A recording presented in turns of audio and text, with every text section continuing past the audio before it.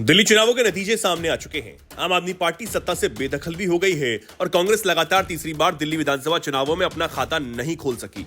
बावजूद इसके दो ऐसे वीडियो सामने आए हैं जिसे देख आप हैरान रह जाएंगे। एक वीडियो दिल्ली के मुख्यमंत्री आतिशी का है और दूसरी कांग्रेस नेता रागिनी नायक का। दोनों वीडियो को देख ऐसा लग रहा है जैसे इन लोगों को पार्टी के जीतने की नहीं, हारने की भी उम्मीद थी। दिल्ली में आम आदमी पार्टी के हारने के बाद जहां पार्टी का हर नेता दुखी था, वहीं आतिशी खुशी से नाच रही थी, झूम रही थी। उन्हें सत्ता जाने का, पार्टी के हारने का, बड़े बड़े नेताओं के न जीत पाने का कोई गम नहीं था। उन्हें सिर्फ और सिर्फ अपनी उस जीत की खुशी थी जो उन्हें आखिरी राउंड की वोटिंग के दौरान बड़ी मुश्किल से हाथ लगी। राज्यसभा सांसद स्वाति मालीवाल ने उनकी वीडियो शेयर की। इस वीडियो में आतिशी अपने कार्यकर्ताओं के साथ नाचती नजर आ रही है। स्वाति ने इस वीडियो को शेयर करते हुए लिखा कि कैसा बेशर्मी का प्रदर्शन है, पार्टी हार गई, सब बड़े नेता हार गए और आतिशी ऐसे जश्न मना रही हैं। लोग इसके नीचे कमेंट कर लिख रहे हैं, ये बेशर्मी आतिशी मार्लेना ने अपने मालिक केजरीवाल से सीखी होगी। अगर मौका मिला तो बेशर्मी दिखाने में आगे निकल गई। कोई ना कोई ये भी लिख रहा है कि हो सकता है कि आतिशी जल्द बीजेपी ज्वाइन भी कर लें। अगली वीडियो बीजेपी नेता राधिका खेड़ा ने शेयर की। उन्होंने अपने ट्वीट में लिखा, दिल्ली में 4.26% वोट वाली कांग्रेस का भांगड़ा देखकर लगा जैसे सियासी दफ्तर नहीं, पागलखाने का वार्ड खुल गया हो। जिनकी राजनीति को जनता ने बार बार नकारा, वो अब अपनी हार पर ही जश्न मनाने में मस्त हैं। कांग्रेस का नया नारा, हारो नाचो भूल जाओ। बता दें कि दिल्ली में मतगणना की प्रक्रिया 8 फरवरी को पूरी हुई। भारतीय जनता पार्टी को इन चुनावों में 48 सीटें हाथ लगी हैं, जबकि आम आदमी पार्टी 22 सीट पाकर सिमट कर रह गई। कांग्रेस भी इन चुनावों में रेस में मानी जा रही थी, लेकिन उन्हें पूरी दिल्ली में सिर्फ 6.34% वोट मिले, जो चुनाव में एक सीट भी नहीं दिला पाए। बीजेपी का वोट शेयर इस बार 45.57% का रहा, जबकि आप का वोट शेयर 43.57% का। वहीं आम आदमी पार्टी के राज्यसभा सांसद स्वाति मालीवाल ने एक बार फिर पार्टी के संयोजक और पूर्व मुख्यमंत्री केजरीवाल का नाम लिए बगैर उन पर निशाना साधा। स्वाति मालीवाल ने रविवार को दिल्ली के कनॉट प्लेस स्थित हनुमान मंदिर में दर्शन और पूजन किया। इसके बाद स्वाति मालीवाल ने मीडिया से बातचीत। स्वाति मालीवाल ने कहा कि बुराई चाहे कितनी भी बड़ी और ताकतवर क्यों ना हो, उससे सच्चाई के सामने झुकना ही पड़ता है। स्वाति मालीवाल ने कहा, मैंने अकेले लड़ाई लड़ी और भगवान ने साथ दिया। स्वाति मालीवाल ने आगे क्या कुछ कहा, आपको बताते हैं। उन्होंने आरोप लगाया था कि दिल्ली के सीएम पद पर रहते हुए अरविंद केजरीवाल के सरकारी आवास में उनकी पिटाई हुई। स्वाति मालीवाल ने पिटाई का आरोप केजरीवाल के करीबी विभव कुमार पर लगाया था। इस मामले में दिल्ली पुलिस ने विभव कुमार को गिरफ्तार भी किया था। आम आदमी पार्टी के राज्यसभा सांसद संजय सिंह ने मीडिया के सामने कहा था कि स्वाति मालीवाल को पीटा गया और आरोपी के खिलाफ केजरीवाल एक्शन लेंगे। इसके बाद आम आदमी पार्टी के अन्य नेताओं ने स्वाति मालीवाल पर यह आरोप लगाया कि बीजेपी के इशारे पर उन्होंने अरविंद केजरीवाल को फंसाने की कोशिश की। इस पर स्वाति मालीवाल ने केजरीवाल और आम आदमी पार्टी के नेताओं के खिलाफ मोर्चा खोल दिया था। स्वाति मालीवाल ने राज्यसभा में दिल्ली की दुर्दशा बयां करना शुरू। इसके अलावा कैमरे के साथ वो दिल्ली के तमाम इलाकों में गईं और वहां जनता को हो रही दिक्कतें दिखाईं। दिल्ली विधानसभा चुनाव से पहले ही स्वाति मालीवाल अपने साथ कूड़ा लेकर केजरीवाल के आवास के बाहर पहुंची थी। आम आदमी पार्टी के हार के बाद स्वाति मालीवाल ने द्रौपदी के चीरहरण और रावण के अहंकार का हवाला देते हुए अरविंद केजरीवाल पर जमकर निशाना साधा था। दिल्ली विधानसभा चुनाव में आम आदमी पार्टी को मिली करारी हार के बाद उसकी मुश्किलें और बढ़ती चली जा रही हैं। पार्टी को अब राजनीतिक और कानूनी फ्रंट पर समस्याएं आ रही हैं। दिल्ली के बाद उसका पंजाब का सिंहासन डोल रहा है। कांग्रेस पंजाब में उसकी सरकार गिराने में फिराक में है। दूसरी तरफ शराब घोटाला मामले में मुखिया केजरीवाल और मनीष सिसोदिया के खिलाफ सीबीआई ने जल्दी मुकदमा चलाने को कदम बढ़ा दिए हैं। आपको एक साथ कई फ्रंट पर चुनौती मिलने वाली है। दिल्ली में हार के बाद पंजाब की कांग्रेस इकाई सरकार गिराने में जुट चुकी है। पंजाब विधानसभा में नेता प्रतिपक्ष प्रताप सिंह बाजवा ने 9 फरवरी को दावा किया कि सत्तारूढ़ आप के 30 विधायक कांग्रेस के संपर्क में हैं। उन्होंने दावा किया कि ये संपर्क पिछले 1 साल से बना हुआ है। उन्होंने कहा कि ये सभी विधायक आम आदमी पार्टी छोड़कर कांग्रेस को समर्थन देने को भी तैयार हैं। उन्होंने पार्टी में भीतरी लड़ाई का भी हवाला दिया।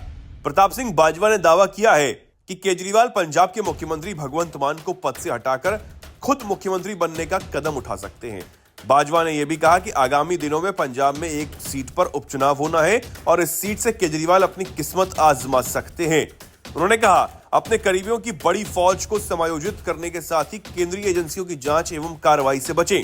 और फंड जुटाने में आप मुखिया पंजाब का मुख्यमंत्री बनने की कोशिश करेंगे। बाजवा ने यह भी दावा किया कि भगवंत मान दिल्ली में भाजपा के हाईकमान से अपने संबंध सुधारने में जुटे हैं। भाजपा जैसे ही कुछ सुर पंजाब कांग्रेस के मुखिया और सांसद अमरिंदर सिंह राजा वड़िंग के हैं। उन्होंने कहा कि आने वाले दिनों में राज्य के भीतर कई नेता आप छोड़ सकते हैं।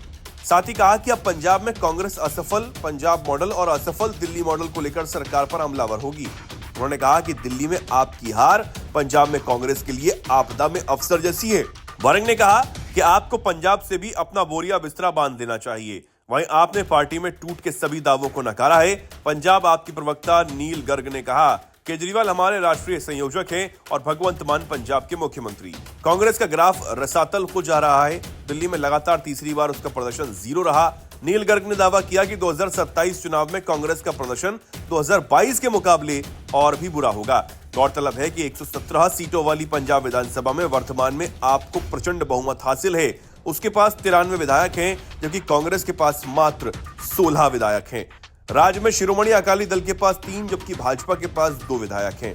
कांग्रेस लगातार कहती आई है कि उसका अधिकांश वोट आपने ही लिया है। वो दिल्ली में आपकी हार और पंजाब में अंदरूनी लड़ाई के शेयर वापसी करने के मूड में है। आपके लिए सिर्फ पंजाब ही नहीं बल्कि दिल्ली में भी मुश्किलें खड़ी हो चुकी हैं। उसके दोनों बड़े नेताओं केजरीवाल और सिसोदिया पर चुनाव हारने के बाद जेल जाने की तलवार लटक रही है। दिल्ली शराब घोटाला मामले में जमानत पर चल रहे दोनों के खिलाफ जांच एजेंसी सीबीआई ने मुकदमा जल्दी चालू करने की अर्जी अदालत को दी है। सीबीआई की विशेष अदालत ने सिसोदिया और केजरीवाल के वकीलों से कहा कि वो मुकदमे के कागजों की जांच जल्दी पूरी कर लें ताकि जल्द से जल्द मुकदमा चालू किया जा सके। अदालत ने ये बात 3 फरवरी 2025 को कही।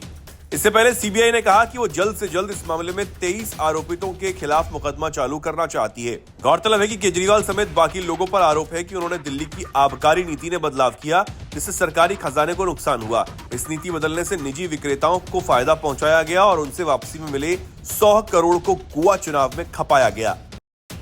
ओखला से आम आदमी पार्टी के विधायक अमानतुल्लाह खान नई मुसीबत में फंसते हुए नजर आ रहे हैं। दरअसल दिल्ली पुलिस की क्राइम ब्रांच की एक टीम आज जामिया इलाके में एक भगौड़े को पकड़ने के लिए रेड करने गई थी। पुलिस ने इस दौरान शहबाज खान नाम के एक व्यक्ति को हिरासत में भी ले लिया था, जिस पर हत्या के प्रयास का मामला दर्ज है। हालांकि गिरफ्तारी के दौरान कुछ स्थानीय लोगों ने पुलिस की कार्रवाई में बाधा डाल दी। इनमें कुछ लोग अमानतुल्लाह खान के समर्थक बताए जा रहे हैं। पुलिस और स्थानीय लोगों के बीच धक्का मुक्की हुई, इसके चलते आरोपी शहबाज खान फरार हो गया। इस घटना के बाद मौके पर तुरंत पीसीआर कॉल की गई और पुलिस मामले की जांच में जुट गई। पुलिस के मुताबिक फरार आरोपी भगौड़ा अपराधी था, जबकि स्थानीय लोगों का कहना है कि वो निर्दोष था। दिल्ली पुलिस ने इस मामले में आम आदमी पार्टी के विधायक अमानतुल्लाह खान और अन्य लोगों के खिलाफ मामला दर्ज कर लिया है। पुलिस का कहना है कि अमानतुल्लाह खान भी मौके पर मौजूद थे और उनकी मौजूदगी में ही पुलिस की कार्रवाई में रुकावट डाली गई, जिससे आरोपी फरार हो गया। फिलहाल पुलिस अमानतुल्लाह खान को ट्रेस करने की कोशिश कर रही है और उनसे इस मामले में पूछताछ भी करना चाहती है। हालांकि खबर लिखे जाने तक विधायक अपने घर पर मौजूद नहीं थे। दिल्ली पुलिस की टीम उनके घर पहुंची थी, लेकिन वहां से कोई जवाब नहीं मिला। इस बीच क्राइम ब्रांच की टीम जामिया थाने में मौजूद है और आगे की कार्रवाई की जा रही है। वहीं देश की राजधानी दिल्ली में सत्ता गंवाने के बाद केजरीवाल की आम आदमी पार्टी के पास अब केवल पंजाब में सरकार बची है। केजरीवाल क्या पंजाब सीएम का पद संभालेंगे? क्या भगवंत मान की मुख्यमंत्री पद से छुट्टी होने वाली है? ये वो सवाल हैं जो देश की राजनीति में तेजी से तूल पकड़ रहे हैं। ऐसा होने की मुख्य वजह है कि केजरीवाल के मंगलवार को पंजाब के आम आदमी पार्टी के विधायकों के साथ होने वाली बैठक। आप संयोजक ने यह बैठक दिल्ली में बुलाई है। बीजेपी और कांग्रेस ये आरोप लगा रही है कि आम आदमी पार्टी के संयोजक केजरीवाल अब भगवंत मान को सत्ता से हटाकर खुद पंजाब का सीएम बनने की फिराक में है। बीजेपी विधायक मनजिंदर सिंह सिरसा ने कहा कि केजरीवाल ने पंजाब के विधायकों की बैठक बुलाई है। वो भगवंत मान को अयोग्य बताकर उन्हें सीएम की कुर्सी से हटाने की कोशिश कर रहे हैं। सिरसा ने कहा कि केजरीवाल पंजाब में महिलाओं को 1000 रुपए देने का अपना वादा पूरा करने में विफल रहे, नशाखोरी पर लगाम भी नहीं लगा पाए। पंजाब की परिस्थितियां और ज्यादा खराब कर दी गई हैं। सिरसा ने कहा कि अब केजरीवाल अपने पंजाब के विधायकों से कहलवा रहे हैं कि वो अच्छे आदमी हैं और उन्हें वहां सीएम बनाया जाए। इससे पहले पंजाब कांग्रेस नेता और राज्य विधानसभा में विपक्ष के नेता प्रताप सिंह बाजवा की तरफ से कहा गया था कि विधायकों से बातचीत कर केजरीवाल दिल्ली में हार के बाद अब पंजाब का मुख्यमंत्री बनने का प्रयास कर रहे हैं। वो भगवंत मान को सीएम पद से हटाने के बाद खुद पंजाब का सीएम बनना चाहते हैं। पंजाब में समय से पहले इलेक्शन और पंजाब की आम आदमी पार्टी में आंतरिक कलह होने की भविष्यवाणियां भी उन्होंने ही की थी, बाजवा ने अपने बयान में आम आदमी पार्टी के पंजाब के प्रदेश अध्यक्ष अमन अरोड़ा के उस बयान का भी जिक्र किया जिसमें कहा गया था कि एक हिंदू भी पंजाब का सीएम बन सकता है। उत्तर प्रदेश में वक्फ संपत्तियों पर विवाद गहराता चला जा रहा है। इस संबंध में हाल ही में संयुक्त संसदीय समिति की रिपोर्ट आई जिसे लोकसभा स्पीकर ओम बिरला के समक्ष प्रस्तुत किया गया। इसमें विवादित वक्फ संपत्तियों की जानकारी दी गई। बताया यह जा रहा है कि इस रिपोर्ट में उत्तर प्रदेश के 57,792 सरकारी संपत्तियों के बारे में बात है जिन पर वक्फ ने अपनी ओर से दावा किया हुआ है। यह संपत्ति 11,712 एकड़ में फैली हुई है। जानकारी के मुताबिक वक्फ के नाम शाहजहांपुर में 2,589 संपत्तियां दर्ज हैं। इनमें से 2,371 सरकारी संपत्तियां हैं। रामपुर में 3,365 वक्फ संपत्तियां हैं जिनमें से 2,363 सरकारी संपत्ति हैं। अयोध्या में 3,652 संपत्तियों पर दावा किया जा रहा है जिनमें से 2,116 सार्वजनिक संपत्ति हैं। जौनपुर में 4,167 में से 2,096 और बरेली में 3,499 वक्फ संपत्तियों में से 2,000 सरकारी जमीनों पर स्थित हैं। इसके अलावा उत्तर प्रदेश के अन्य जिलों जैसे लखीमपुर खीरी 1,792, बुलंदशहर 1,778, फतेहपुर 1,610 आदि में भी वक्फ के दावे देखने को मिले हैं। रिपोर्ट्स के अनुसार इन सभी संपत्तियों का राजस्व रिकॉर्ड सार्वजनिक उपयोग वाली श्रेणी में आता है। यूपी सरकार ने जेपीसी को बताया कि इनमें से अधिकांश भूमि वर्ग 5 और वर्ग 6 के तहत आती है जो सरकारी और ग्राम सभा की संपत्ति मानी जाती है। जेपीसी की रिपोर्ट में वक्फ संपत्तियों की जांच और उनके निपटारे को लेकर कुछ सिफारिशें की गई हैं। इनमें एक सिफारिश है कि केंद्रीय वक्फ काउंसिल में गैर मुस्लिम सदस्यों की संख्या बढ़ाने की सिफारिश की गई है। इसके अलावा ट्रिब्यूनल के सदस्यों की संख्या और उनकी योग्यता को फिर से निर्धारित करने का सुझाव दिया गया है ताकि मामलों का निपटारा तेजी से हो सके। बता देंगे जिस वक्फ ने मजहब के नाम पर भारत में इतनी संपत्ति पर कब्जा किया हुआ है उसके बारे में सुनकर आपको शायद हैरानी होगी कि वक्फ का कॉन्सेप्ट इस्लामी देशों तक में नहीं, फिर वो चाहे तुर्की, लीबिया, सीरिया या इराक हो, लेकिन भारत में मुस्लिम तुष्टीकरण के चलते आज हालात ऐसे हैं कि इन्हें देश में तीसरा सबसे बड़ा जमींदार बताया जाता है। इसके पास अकूत संपत्ति है। अल्पसंख्यक मंत्रालय के मुताबिक वक्फ बोर्ड के पास पूरे देश भर में 8,65,646 संपत्तियां पंजीकृत हैं। इनमें से 80,000 से ज्यादा संपत्ति वक्फ के नाम पास केवल बंगाल में ही है। इसके बाद पंजाब में वक्फ बोर्ड के पास 70,994, तमिलनाडु में 65,945 और कर्नाटक में 61,195 संपत्तियां हैं। देश के अन्य राज्यों में भी इस संस्थान के पास बड़ी संख्या में संपत्तियां हैं।